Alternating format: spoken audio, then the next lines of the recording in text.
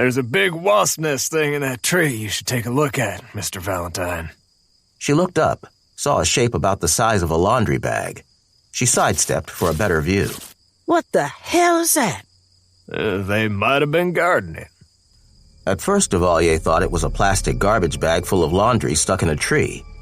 Then she saw that the material she thought was laundry was pale pink projections, like long fingers with 5 or 6 joints, gripping the trunk and limbs of the tree. Perhaps it was 2 organisms, symbionts, the brain and the hand. Looks like that brain's grown itself a set of fingers. Wells's 2 essentials. Wells? Something from War of the Worlds. Duvalier remembered that Valentine had been raised in the basement library of a priest, the closest thing the remote northern Minnesota community had to a teacher. I think that's like their version of one of the old cell phone towers. The tissue transmits or boosts or relays whatever link exists between the Kurian and its reaper. Scour, you want to do the honors? The bear looked up and down the tree, evaluating it. Sure, Major. Let's get that tree down then. Jeez, Val, what did that tree ever do to you? Duvalier reached into her pocket and slipped on her cat claws.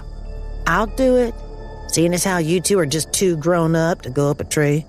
She climbed above the mass of flesh, keeping an eye out for harpies. Keeping her legs around the pole and gripping the tree with one set of claws, she drew her sword from the stick and plunged it into the tissue, just where the black beetle-like shell met the fingers. She thrust up and down, sawing with the blade. The fingers released, and the keg-sized object crashed through the branches below and onto the ground.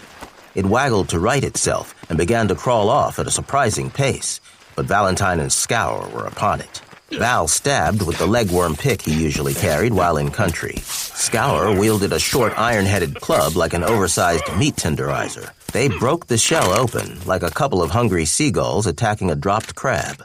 Val thrust the entire head of his pick into the shell and did an impressive imitation of a man scrambling a barrel full of eggs.